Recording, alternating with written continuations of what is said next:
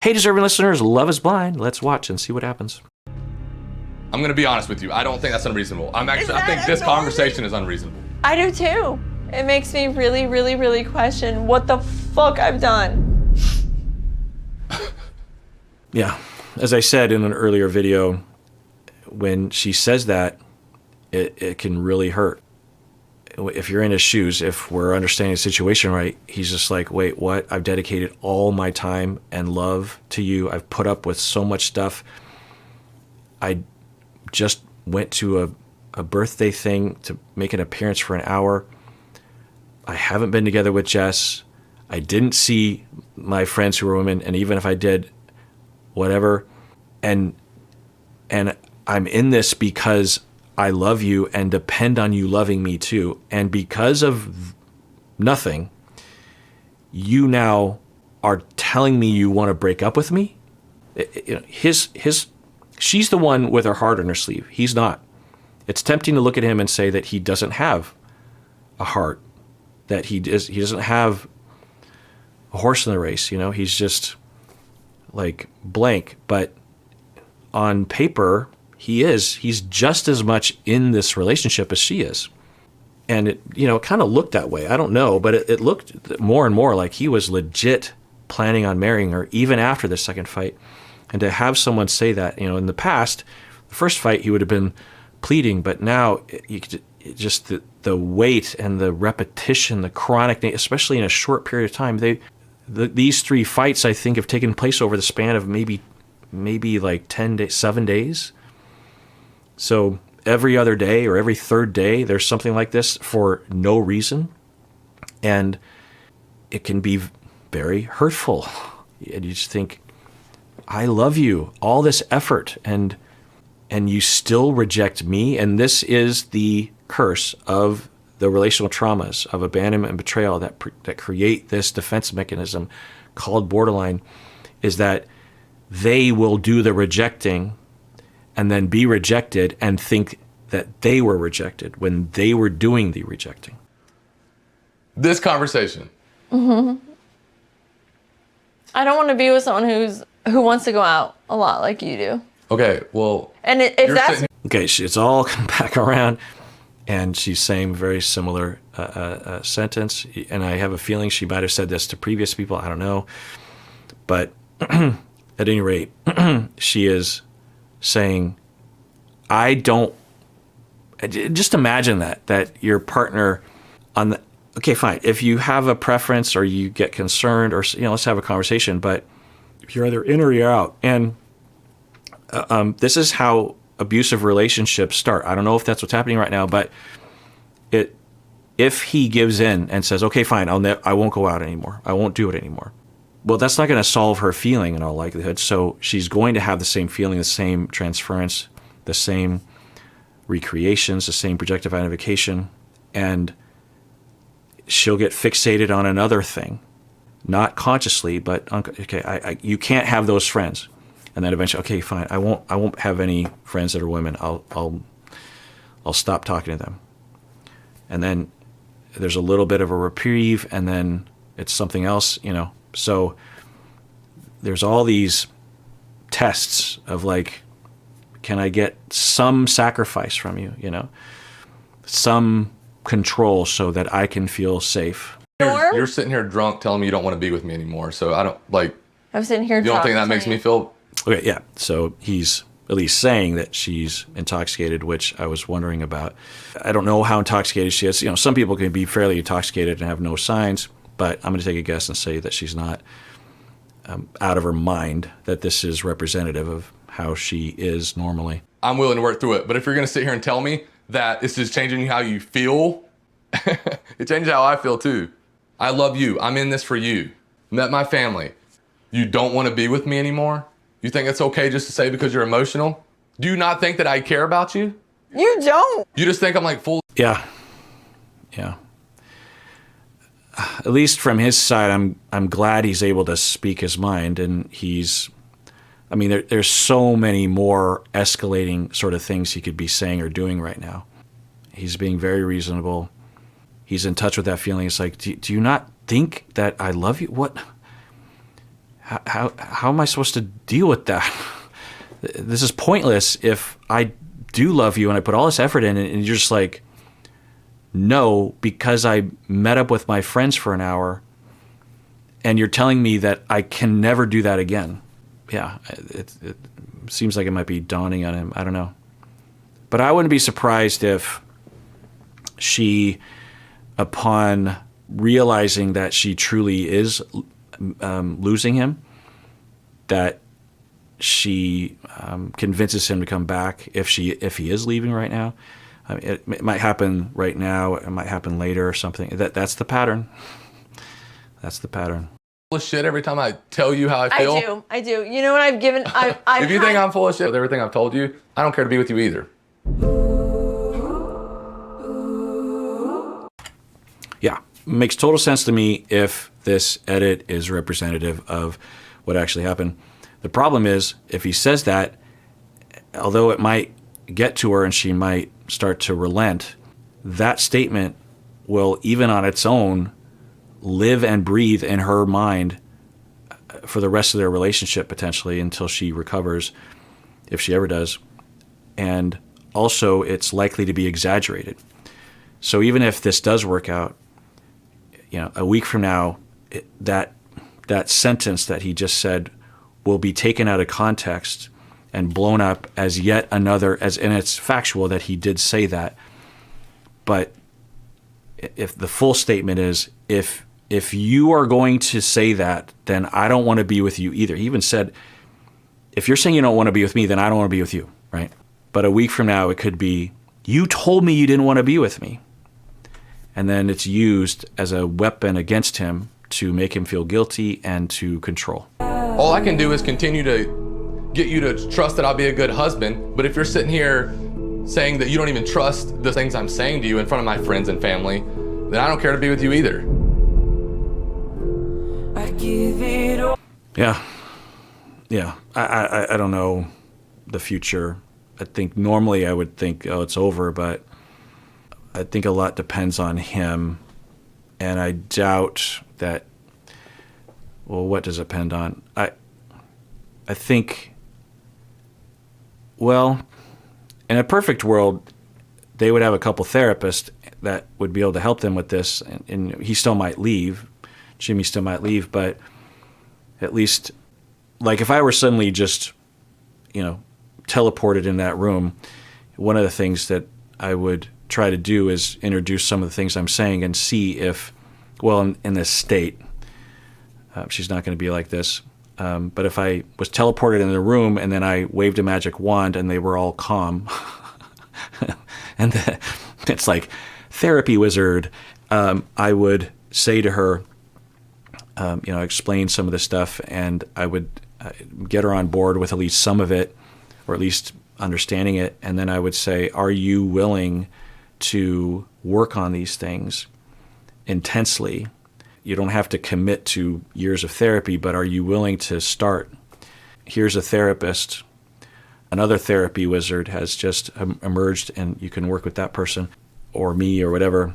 Well, not me, because I watched this show. But anyway, plus my practice has been closed for years.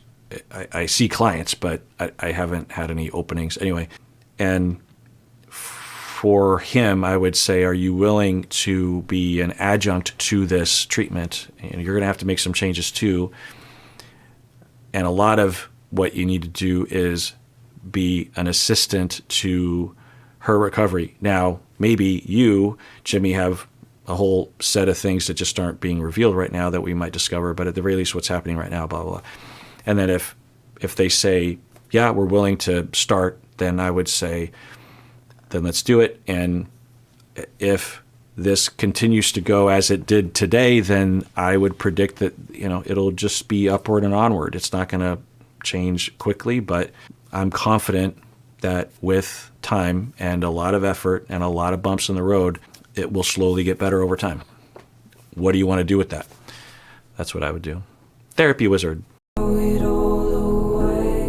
We have 2 weeks to figure out if we're getting married, and you're worried about partying. I'm not into it. Okay. And if that's what you're into? I don't care to have this conversation. Yeah.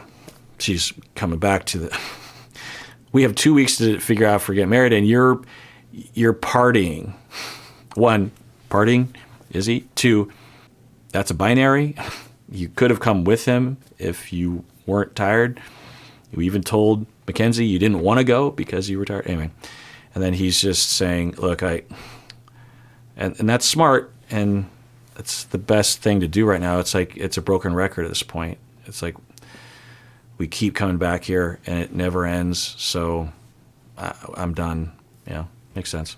I really don't. So that shows a lot about your character. I've done nothing but prove. So I don't know, but with abusive people, when you start drawing boundaries, they'll find some way to attack that. And he is establishing a limit here, a preference of like, and because if he continued to stay engaged, she would just keep doing the loop until she heard what she wanted to hear. But he establishes a limit, and so the abusive person, not because they're evil necessarily, but because they're threatened, they're terrified, they're in tremendous pain, and they're interpreting things through a lens that they developed when they were 2 years old, 3 years old, and so they have to get the person, they have to re-engage. It's classic, and they'll be good at it, through threats. Sometimes it can be like, okay, fine. I mean, if some of you might have even heard your abusive partner saying something. Okay, fine. If you're not going to engage with me, then I guess we're just going to head to divorce, and I'll see you in court. And you know what? I have a lot of money and a lot of really powerful friends, and I can guarantee you're not going to have access to your kids. That's a very common thing that you'll hear. And if you just re-engage, we saw this with Amaranth, the phone call. I don't know what we were seeing exactly, but it had that look, right? It is operating from, you have one person that is operating from rationality and trying to have a conversation. And the other person, it doesn't matter what you're talking about. It's just control. It's just trying to make the other person feel bad. It's just trying to stay engaged because the loss is too painful. And so he's like, okay, well, there's no use talking about this. He's already addressed that issue, and it's ridiculous on his face. And so, she says, she kind of goes for the gusto there. It's like, see, that just shows where you're at. And she probably knows that he tries to be a good person. And if she, accuses him of being a bad person, which is, you could argue is kind of what she's saying, then it sort of causes him to become engaged again, which did work. About partying. I'm not into it. Okay. And if that's what you're into? I don't care to have this conversation. I really don't.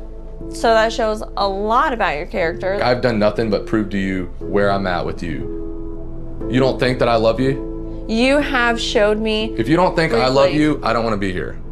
You don't think I love you? I don't know. So now she's relenting a little bit because she sees, oh, he actually means business right now. I can't say what I just said earlier. I mean, what she said was, it doesn't matter if you love me. I don't want to be with you if you go out for an hour to hang out with friends. That I don't want to be with you, is what she said. I don't know. Okay. It's not going to work, Chelsea. Okay. Yeah, I would say on the scale of things, he was quite fair. I thought he was going to get a lot worse because it would just be common for that to happen. So, yeah, I mean, what's he supposed to do? I mean, there's things he could have done, like just asked for forgiveness or change the subject or just say, hey, can we hold hands, or can we take a 20-minute break, just please? There's things he could have done that might have helped, but he probably doesn't know that. And it's also maybe a good thing that he's finding this out, honestly.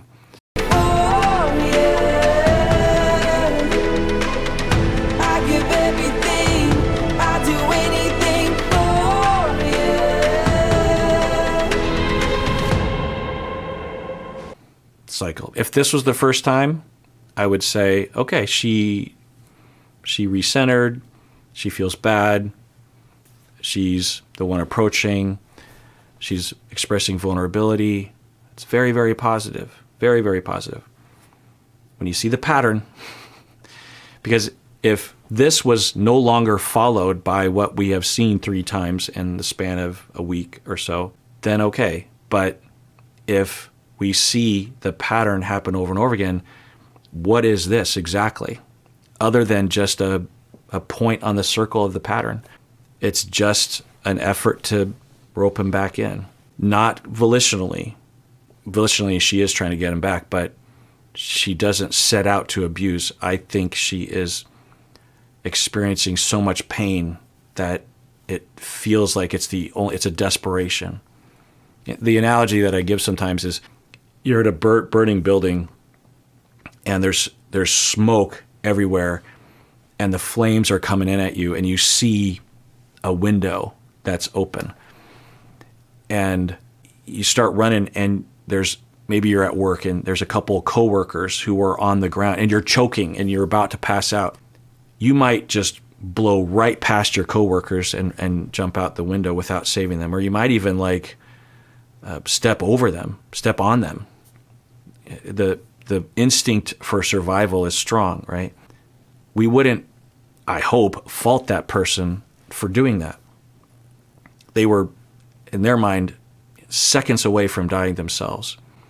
There's just an overwhelming sense of self-preservation. Now, not everyone would do that, but I don't think we should fault someone for doing that. In the same way, people with these kinds of traumas that I'm hypothesizing that she suffers from, that's where they're operating from. It's desperation, and their seeming lack of empathy is fueled by just how much tremendous distress and pain that they're in. But anyway, so she's suddenly nice, and I think it's genuine in the way that it can be. Stop. He's walking away. She bars his exit, which you could say on one side she's just being compassionate or kind. Looked another way, in the whole pattern, it's just the beginning of physical imprisonment. He's trying to get away. He has the right to get away. Him responding to this, I don't know. I could be just seeing total innocent things. I don't know. I'm just saying this as a jumping off point for, in all likelihood, if anyone is really paying attention to this, their situations were way, way worse and more chronic than this is. That's all I'm addressing. I'm not talking necessarily about these two. We're talking. You're overstepping boundaries. Wait, what did you say? What did you say? We're talking. You're overstepping boundaries. You overstepped my boundaries. Yeah. Okay. Yeah, I think what he's saying is I have a limit to how much I can take, and also for you to say that's too much. That's too hurtful. It's too much of a red flag or something. And yeah, unfortunately. Now, I want to be clear. If anyone on this show deserves grace and love and care, it's her. If I'm reading her right, there's a chance that the small amount of grace and love and security that she has received in her life, it's very small. That's where all this comes from typically. And so she's not a jerk face. She's operating from what it feels rational to her. It's a well-known condition. That's the thing. She isn't the first person to suddenly make these behaviors and interpret things like this. It's well understood. It's sort of like if someone has I don't know, cancer or something, and they have symptoms of the cancer, you wouldn't say like, you're lazy or you're making, it's just like it's a human ailment that happens. And this is well understood. It's one of the original identifications of personality dating back to the early 20th century. There have been many that have come before her and many that will come after, unfortunately. She's a common product of a very well understood trauma that happens to people. And so if anyone deserves care, it's her. And it just breaks my heart thinking where this is headed. It just breaks my heart. We saw that one scene when he left the condo or whatever, the townhouse, and that the crying that she had, the depth of the pain is I wouldn't wish it on my worst enemy, honestly. It's horrific.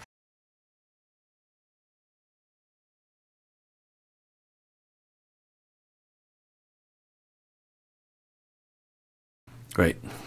Yeah. That is what's underneath everything. That's, in all likelihood, if I'm near the ballpark, is baseline for her. Demoralization, pain, worthlessness, abandonment, loneliness. I hate myself is probably very prevalent.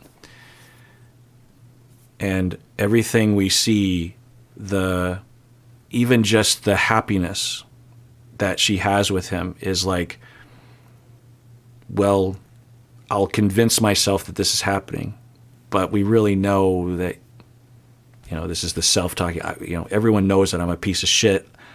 Everyone always treats me that way. This will end horribly because it always does, because I'm worthless and everyone leaves me. It is a horrific condition,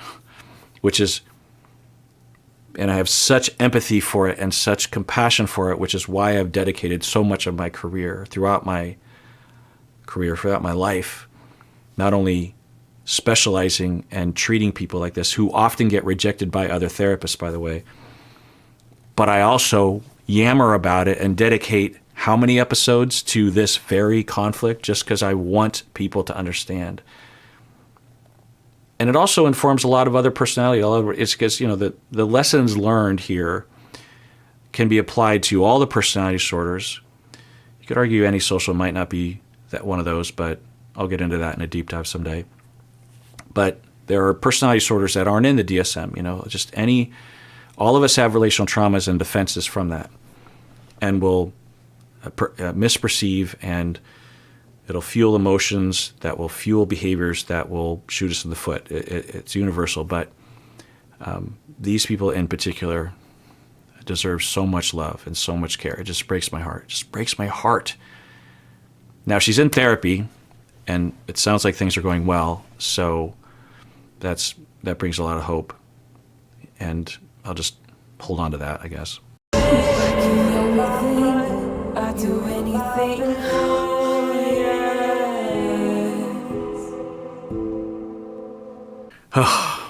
It's super late right now. My voice is gone. The last thing that I'll say, it's sort of a asterisk, is that even a good portion of my job as a professor and as a supervisor has to do with this as well, because my supervisees will often have a client like this, or someone with narcissistic personality disorder or histrionic. Those three are similar. And my supervisees will come across a client like that, and even if I prepare them, there will always be a fairly significant amount of distress that the therapist will go through. It can be quite a shock. And the natural inclination is to blame the client and reject the client, and to have clinical reasons to do so. Well, they're not ready for therapy, or they're not respecting my boundaries, or whatever. And certainly if a client is being hostile and harmful, as a therapist, you have absolutely the right and the duty to draw some sort of limit there. But even without that, the therapist will just fall into countertransference, which is very compelling, and to either reject the client completely or just reject the client emotionally, such that the client just doesn't want to come into therapy anymore. And then I work side by side with that therapist, guiding them along the way and explaining to them that you were kind of a therapist before this client, but now comes the real test to see if you really are a therapist. And if you can get through this, you'll be a real therapist and you'll be so much stronger and so much more wise and so much more able. But now's the time to really pay attention to what's happening and your countertransference. If you don't pass this test, there's a chance you might become one of those therapists that just has no idea how your countertransference causes you to reject a client because a client is using projective identification to recreate a relationship in their past that causes you to want to reject the client. And you'd play right into that and just further the damage to the client instead of actually being a real therapist and seeing it for what it is, and at the very least not rejecting them, and at best actually helping a person that needs help. I might even say that when you decided to become a therapist, you probably thought that you were going to treat people who wanted treatment or who were easy to treat, like yourself. A lot of people become therapists thinking that all their clients are going to be like them because they really only have experience with one client before they enter graduate school. And I say, but real therapists, and I consider this to, people could argue with me about this and I wouldn't have a leg to stand on in terms of facts or science, but philosophically, the calling to become a therapist is, a transcendent spiritual calling. It's not just like, I'll do this job.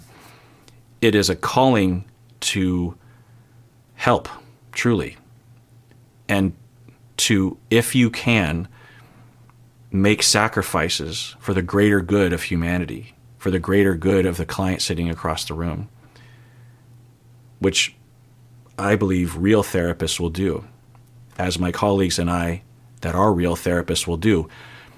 It would be so much easier for me to have never treated someone with borderline. I would probably make more money. I certainly would have less stress.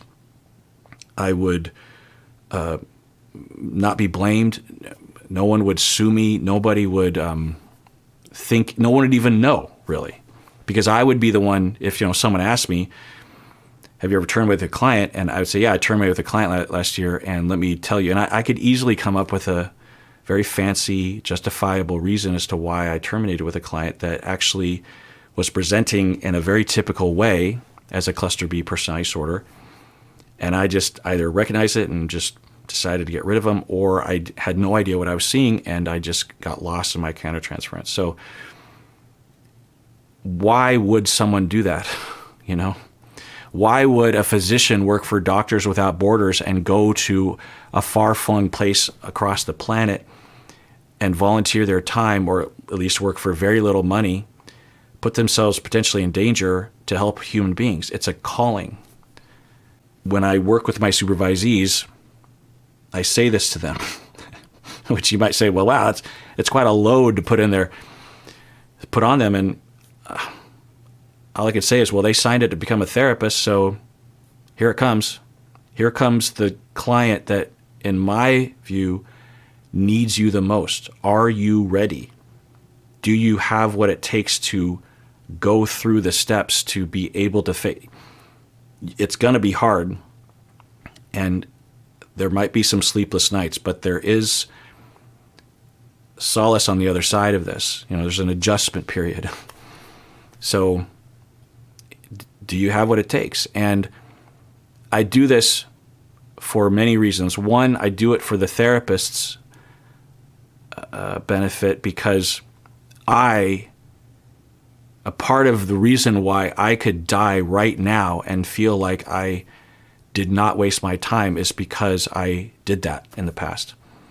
I want to give my therapists that I'm training a chance to have that. Plus, the people that I work with, I know that they entered the field the same reason I did, is because they truly felt that calling.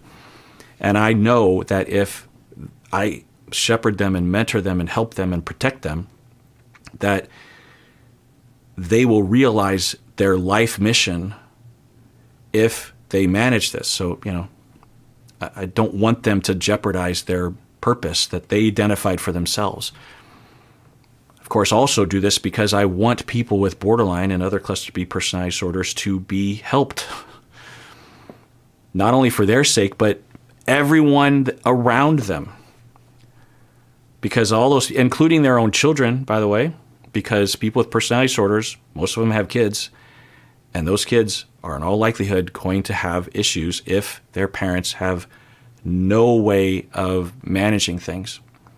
But with an ability to manage things, particularly with recovery, they'll be like any other parent.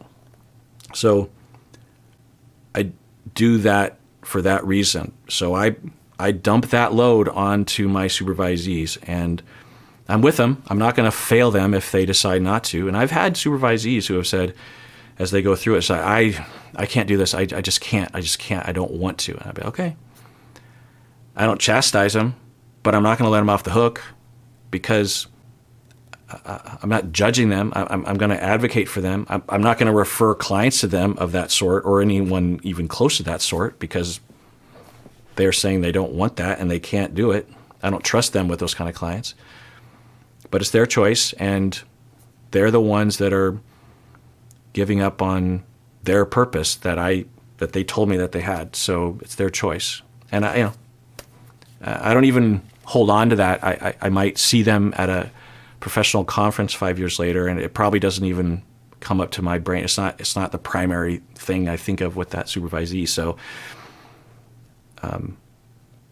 but I don't say like, you're still a real therapist, because that's not what I believe. I'm adamant about that. To me, it's like if an ER doctor decides, I don't want to work with gunshot victims. It's too icky. It's too hard.